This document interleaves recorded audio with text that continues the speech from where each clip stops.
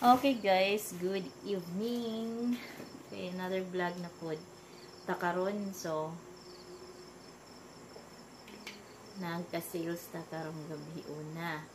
So, natay sales karon guys. So, kaganina na ay nag-withdraw sa akong ate mga kachika dito sa ay nangutana diri sa tindahan kung meron ba ditong na withdrawal, nagapa-withdraw kasi yung sa ATM. So, tinuro ko yung sa kapatid ko kay Rose Arana Flores. So, doon sila nag-withdraw. And then, nag-ano na din sila doon, nag-take order na din sila ng paluto meals. So, yan po ang pag-uusapan natin ngayon mga kachika ngayong gabi.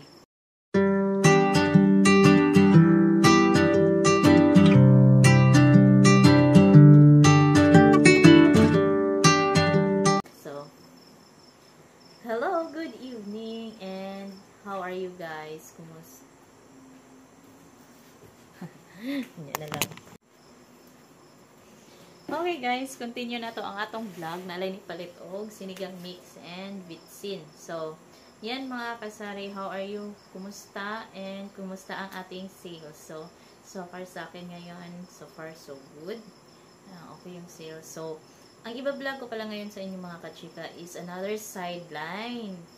So, ano ba yung sideline? Kung wala tayong benta sa ating sari-sari store, mag-ano tayo ng ibang pagkakitaan o sideline. Tinatawag natin na sideline. So, ano ba yung sideline ko kanina? So, yung ano ko kanina mga kachika is may nagpaluto. Nag-order na bangus kanina. Yun sa kapatid ko. Meron kasi siyang mga frozen products. So, meron siyang bangus at saka yung parang siyang salmon. Ewan ko, salmon ba yan? Siya parang basta yung pula nga isda, yung pangkilaw, parang sushi. Basta, yun.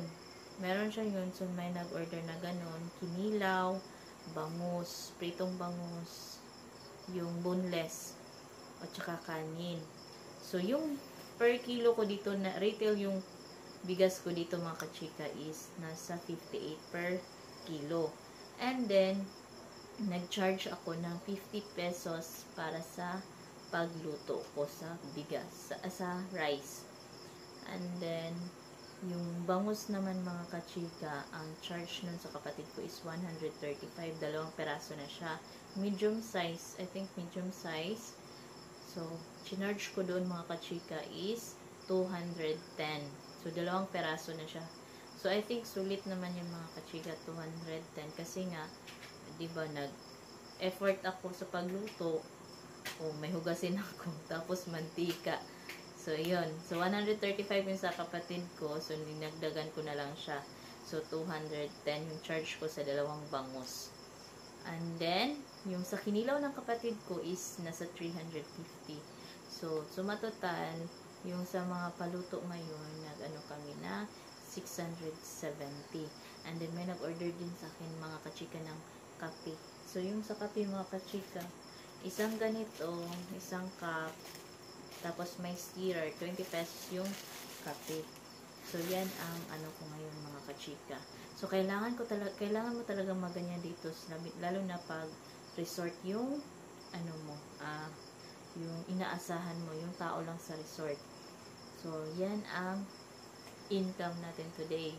Yan, meron tayong paluto at saka yung pakape. And then, bumili din sila ng beer. So, ayan mga kachika, yung pinaluto nila kanina, meron silang 1 kilo rice, kinilaw, bangus, yun, bangus at saka kinilaw din rice. So, yung sa bangus, nilagyan ko na ng yung binibenta kong suka na sachet, tapos nag-repack na lang ako ng tuyo. So, yun ang ginawa kong sausawan kasi wala tayong lemon. So, hindi nakabili ng lemon. So, yan mga kachika, kung sino man ang nakapanood nito sa vlog ko, kung sino ang makapasyal dito sa Zenaida Farm, pwede kayong magpaluto sa amin. So, pwede na kayo magpaluto sa amin ng kapatid ko. So, yan, pwede kayo mag-order kung ano yung gusto nyong ipaluto. Depende din kung ano yung available na products na meron kami. So, yan lang po ang aming ma-serve din sa inyo. So, ayan. Yan ang ating ibang pagkakakitaan. Except sa nitong mga tinda natin sa sari-sari store. So, kailangan din natin mag-isip ng ibang idea na pwede tayo pwede natin pagkakitaan. So, with the help po sa aking kapatid na si Bingbing, si Rose Arana Flores, please support her vlog mga kachika. Although hindi siya updated sa kanyang vlog, but nagagawa yan siya kasi masyado siyang busy na tao. So, kasi siya na ang cashier, siya na ang taga ano sa kanyang tindahan, taga-arrange, taga-kumpra. So, siya na lahat-lahat. Siya na ang packer, lahat na. Wala siyang kasama. So, yan mga kachika ang life ng kapatid ko. Pero, nagawa pa rin niya mag-offer ng ibang, basta negosyo talaga. Wide ang isip ng kapatid ko. Kaya, gusto kong gayahin. Kasi, na-inspire ako sa kanyang ginagawa.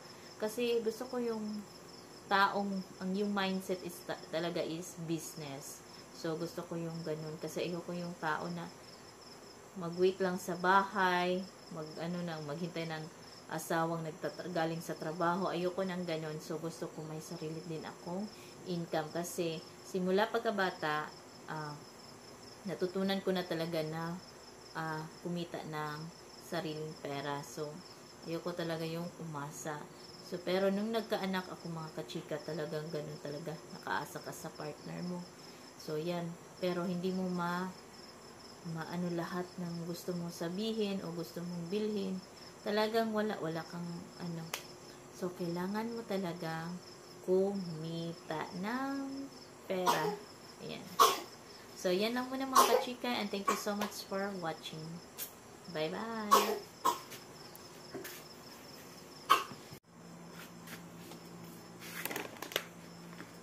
So, ayan mga kachika.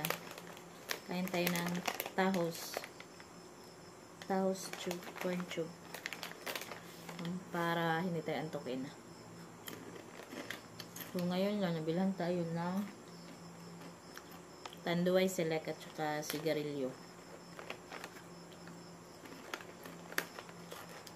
Hindi ko alam paano picturean pag may bumili.